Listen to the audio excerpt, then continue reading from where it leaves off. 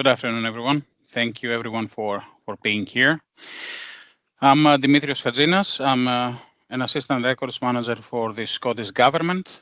And today I'm going to speak about my experience going to Heidelberg, the University of Heidelberg, to talk about and actually to give two speeches about records management in the first interdisciplinary Warhammer Conference that happened in 24 and 25, and one is going to happen in 26 as well. I'm not sure if I'm going to present yet there again, but anyway, with no further ado, I'm going to start on my talk. Again, thank you everyone for being here. So, good afternoon, everyone. I hope you had a lovely holiday season, and I hope everyone has an amazing new year. It is genuinely good to see so many people here, especially at a session whose title contains the words records management. That alone tells me we are amongst friends. If you find yourself here by mistake, please stay. You will find this talk more than fascinating. If you are here on purpose, then please leave your bolter rifle at the rack, holster your chainsword, and stop looking at the ICO's website. The Emperor protects, and those FOIs can wait until tomorrow. Before we go any further, I promise you two things. First, no prior knowledge of Warhammer is required. Second, there will be no surprise quizzes at the end. My name is Dimitrios Haginas. I am an assistant records manager for the Scottish government, but I am also someone who, by some combination of fate, curiosity, and an alarming number of plastic miniatures, found himself speaking at not one, but two Warhammer conferences at the University of Heidelberg. Yes, that Warhammer. Yes, actual academic conferences. And yes, this talk is partly an attempt to convince you that records management can be engaging, even exciting, if you let a few Space Marines in through the door. I should stress at this point that this was not part of my original career plan. No careers advisor ever said, have you considered public sector records management and grim dark science fiction? To explain how I got there, let me take you back a bit. I've collected and painted miniatures since I was about 10. Some children had top trumps cards. I had a box of tiny plastic men, a bunch of Humbrol paints, and an instinctive desire to catalog every airfix and matchbox leaflet I ever touched. With hindsight, I never really had a chance not to end up in records management. Looking back, this was probably the earliest warning sign. Not the miniatures, but the cataloging. Fast forward a few decades. I had my master's degree in records management and digital preservation, a job in government, and then, one evening in 2024, I found out about a call for papers for the first interdisciplinary Warhammer Conference, which was going to be held at the University of Heidelberg, at the Kate Hamburger Center for Apocalyptic and Post-Apocalyptic Studies.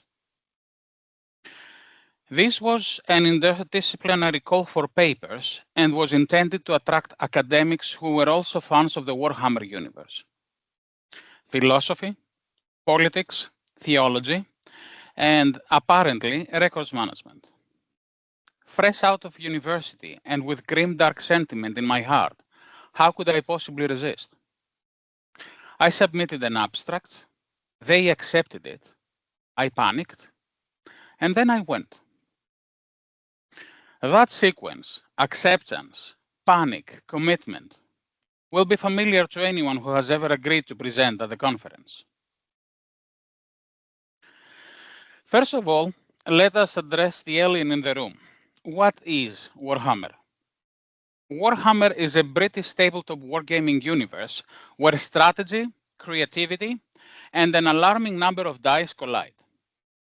It exists mainly in two flavors: Warhammer Fantasy, a high fantasy world of magic, monsters, and medieval warfare, and Warhammer 40,000, its science fiction sibling set in the far future.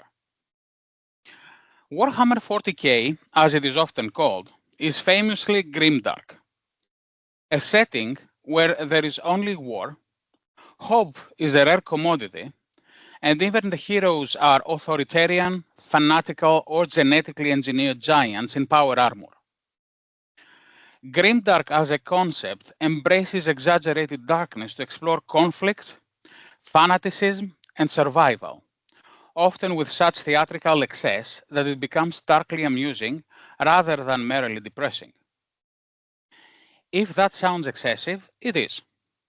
That excess is precisely why it works so well as a metaphor. A few things about the Warhammer 40k universe, so everyone will be able to follow what I'm about to say. The main protagonist of the Warhammer 40k universe is the Imperium of Man, a vast, galaxy-spanning human empire of the far future, the 41st millennium to be exact, a theocratic, bureaucratic juggernaut held together by faith, fear, and truly heroic amounts of paperwork. Ruled in the name of the immortal god Emperor, it survives not because it is efficient or kind, but because it is stubborn beyond reason.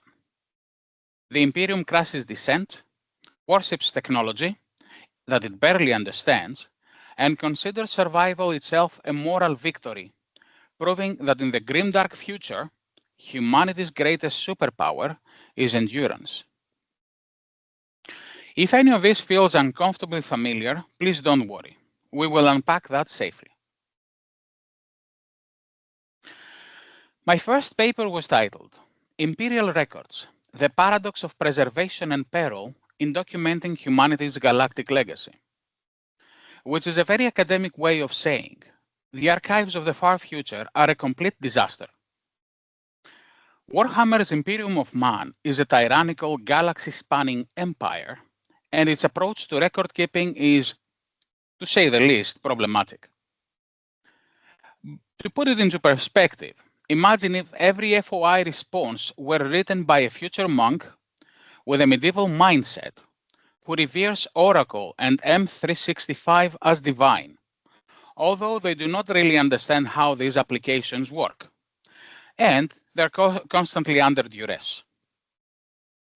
Now imagine that monk has to manage records for an entire galaxy. A few themes that I examined in that paper.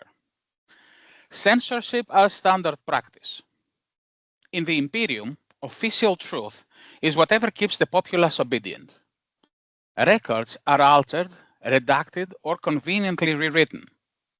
Entire historical events vanish if they become politically inconvenient. Now, thankfully, in government we don't do that. But it does raise interesting questions about truth, authenticity, and why records matter. Because once truth becomes optional, records stop being evidence and start being instruments. Loss of institutional memory. Even with galaxy-wide data systems, the Imperium of Man cannot remember key parts of its own history. Civil wars become myths. Technological knowledge is forgotten. Important figures vanish from the archives completely. Some departments I've worked with could perhaps relate, though usually with fewer monsters involved. What happens when you fear information? The Imperium fears knowledge almost as much as it needs it. Archivists are treated like heretics if they ask too many questions. Thankfully, our risk register generally does not include heresy. To my surprise, people loved it. Academics from literature, theology, sociology, everyone had something to say. The archives, the censorship, the truth wars, it sparked conversations that lasted the entire conference. And the biggest compliment of all, people with no information management background told me I had made my discipline, records management, interesting for them. Imagine that. I returned the following year with a second paper called Ctrl+Alt+Deus, the ridiculous rise of data in the 41st millennium. This one looked at the Adeptus Mechanicus, Warhammer's machine-worshipping technologists, the aforementioned monks, who treat data as both sacred scripture and a potential existential threat. It is like a digital preservation strategy written by people who think spaceships, USB sticks, and even toasters have souls.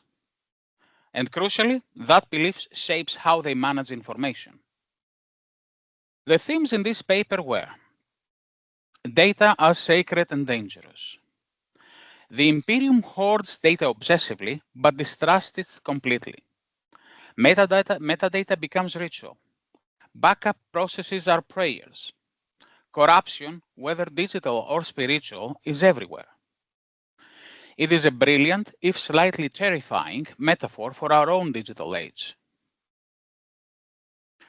The Imperium generates so much data that no one can realistically manage it, which is hardly surprising for a galaxy-spanning empire. Even a very rough estimate suggests that such a far future bureaucracy could produce truly stupendous quantities of information. To offer just a glimpse of the scale, we are talking about figures that rival the number of atoms in the whole universe, around 10 in the power of 70 zettabytes per year.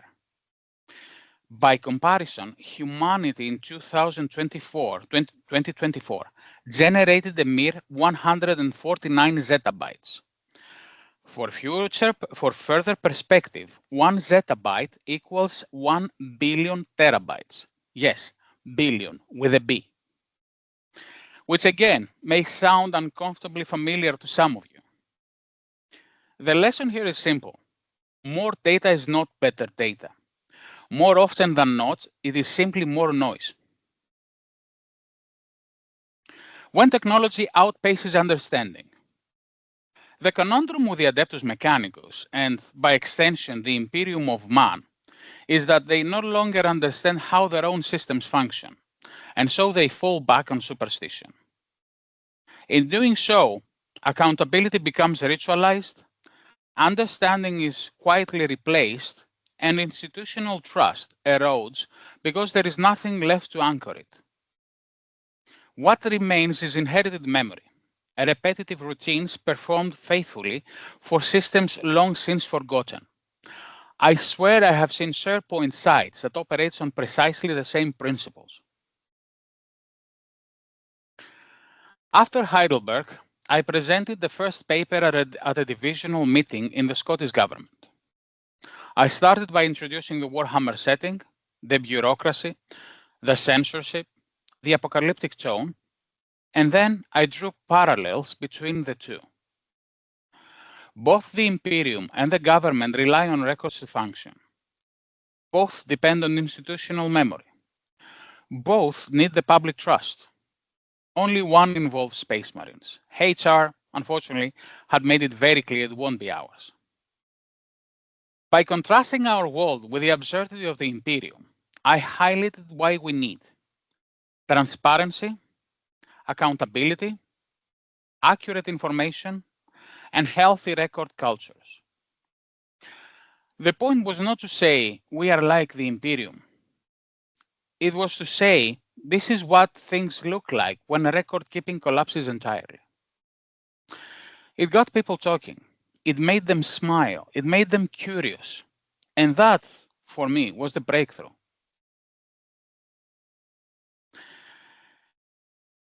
It was not simply that I persuaded my academic peers to engage with Warhammer 40,000 and records management. After all, the Warhammer universe is saturated with science fiction tropes. And if you are even mildly inclined towards sci-fi, or if you are, like me, unashamedly a bit of a nerd, it is almost impossible not to find it compelling. Nor was it particularly surprising that my colleagues in the Scottish government were engaged. It was, after all, speaking about our shared professional terrain. Records, archives, metadata, and the quiet but vital business of keeping information intelligible and accountable. What was surprising was that I had somehow stumbled upon a nexus, a curious point of convergence, when two of my passions overlapped in a way that resonated with others. In the conversations that followed the conference, academic colleagues approached me to say that they had been grasping with many of the same questions, recognized the concerns I had raised about the future, and found common ground in how these issues might naturally involve within their own fields of research and practice. Against all reasonable expectations, a dystopian future of eternal war proved to be an unexpectedly effective gateway to discussions about governance, memory, and information management. More importantly, the most meaningful feedback I received was not praise for the panel or the presentation itself, but the suggestion that the ideas discussed might prompt a change in how people approach their own work. That, more than any accolade, felt like the real measure of success. What I learned from all this is simple. If you want people to engage with records management, give them a story. Not a list of compliance duties, not a policy document, a story. Warhammer gave me a narrative frame that was vivid, it was funny, unexpected, and extremely relatable once you remove the aliens. Or even with the aliens. I'm not the one to judge, the truth is out there. What turned records management from you must do this into here's why this matters made people to ask questions. They made them to invite me to a divisional meeting of the Scottish Government's records management team to talk about records management in Warhammer 40k. They invited me to speak to the Scottish Council on Archives and explain why this was groundbreaking. And they made connections. They laughed. They remembered it. That is engagement. So, what is the lesson? Records management doesn't have to be dry. It doesn't have to be intimidating. It doesn't have to be something people avoid until mandatory training forces the issue.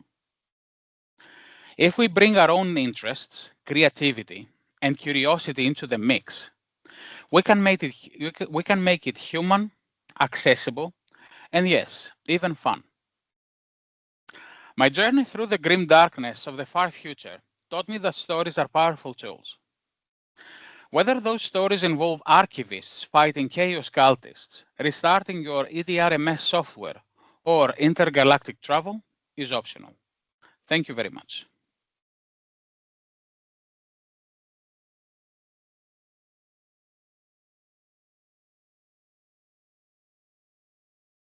That was absolutely fantastic. Thank you, Dimitrios, for that. I'm gonna have to crack out my old minis.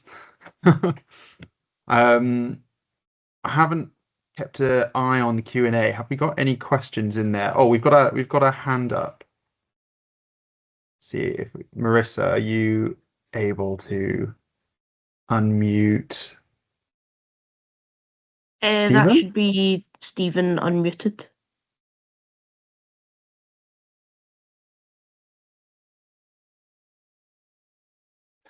Sorry, clicked the wrong button. Apologies. No worries. Is that all? Okay, brilliant. Well, Dimitrios, doesn't look like we have any questions. I was wanting to just know more about how that meeting with the senior records managers in the Scottish government went, and how did they respond to hearing about your talk? Well, our deputy director, Ailey, has asked me to actually make something, but due to other circumstances that had came into the fold, we haven't actually had the time. But he wanted me to make an advocate to go to other places inside the Scottish government and talk about how I woven together, basically, records management and Warhammer. And again, that's the thing. It's not about Warhammer exclusively. It can be anything that has to be that you can relate. I mean, like it can be about football. It can be about airplanes from the World War I, or World War II. It can be anything people are passionate about, and they can find anchors into records management, because this is what records management is. I mean, basically to bring forth here in the present things of the past and preserve them and keep them and find and talk about them. And they can make it engaging in the same way I made it. They can find, as I said, anchors into their passion by using the passion and records management to bring it to other people, to make other people interested first about their hobby, okay, and then about records management as well. It's basically that. It's that's the cornerstone of the whole thing.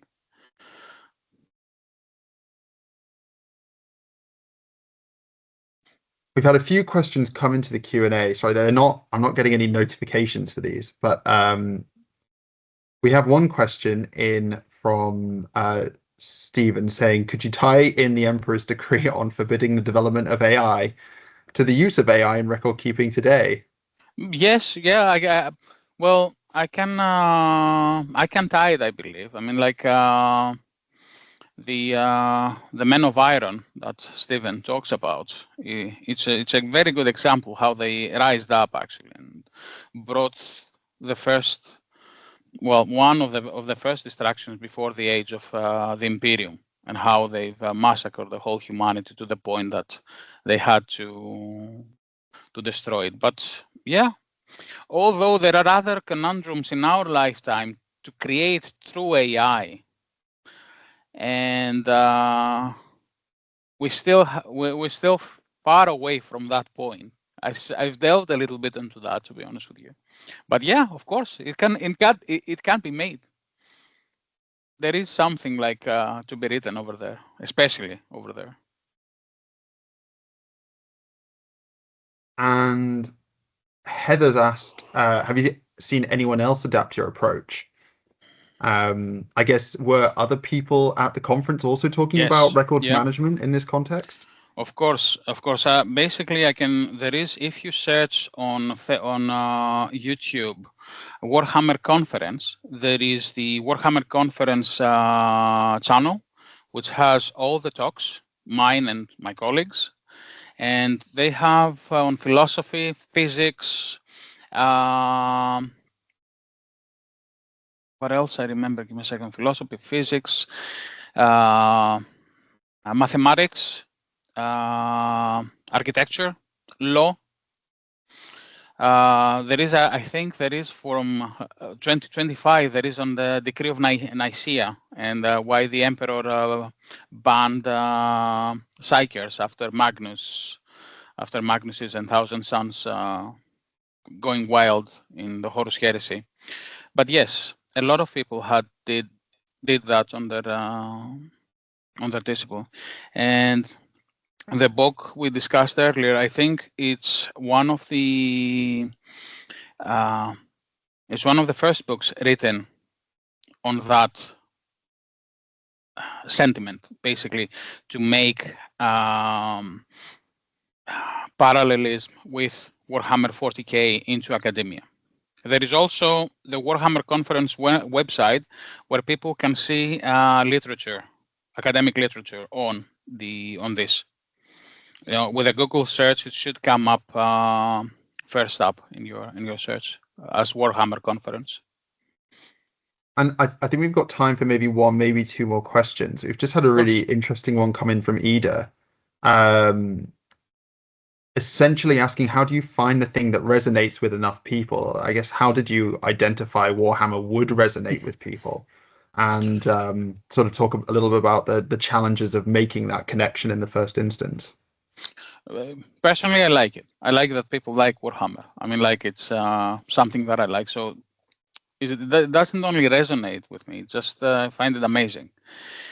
It's I never thought, honestly, I never thought that it will take such an extent. I just went to a conference because I liked it. The first conference was okay. I'm here. I never traveled in Germany.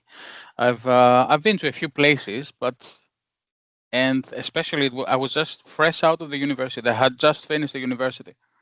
I've never been like in academia before, so it was something brand new for me. My mind was blown. I was like, literally, like the GIF, the guy who goes like, yeah. I loved it. I think just showing enthusiasm for whatever it might be is always going to engage other people. And final question I think we have time for is how does records management compare with other factions? How do you see other factions approaching records management in the Warhammer universe? Well, depends on what you're gonna say. I think the Imperium is maybe the only fraction that we can actually compare with, because more or less the other fractions, they have like a collective memory. For example, if you take the Tyranids, they're like a hive mind. The Orcs, they have their stories. They believe something and it happens. Tau, they're very young. They're like have 10,000 years of history. So there you go. What other factions? So the majority of the factions that they are the Imperium or Imperium related, they can relate to us because they're human. The rest, I think they have like a collective memory, which again I can relate to other things that I know from my discipline, from the university. For example, we had a lesson and a talk in the university of how other human, yes, of course, human, how other ancient civilizations, they did their archives. And if memory serves, it was in Southern America that they had like a form of archives with beads on necklaces. You can see that, of course, it is a game created by humans, it's not created by aliens, but you can see like relevance there as well. I mean, like alien civilizations might have, and other factions might have similar references into records and archives as we do. But if you give me a little bit of time, I can get you relations in Warhammer and records management and archiving, just like that. Well, we'll have to do a follow-up. course. A massive thank you again to Thank you for Dimitrios for having that me. talk. Thank you all for attending. Please look out for the next 2 lunchtime webinars that will be part of this series. We'll have one on turning challenges into opportunities, and that will be on the 5th of Feb. And there'll be another one on navigating change in Microsoft 365, which will be on the 24th of February. But yeah, we've come to the end of the webinar, and a massive thank you to everyone, a huge thank you to Dimitrios, and yeah, enjoy the rest of your day.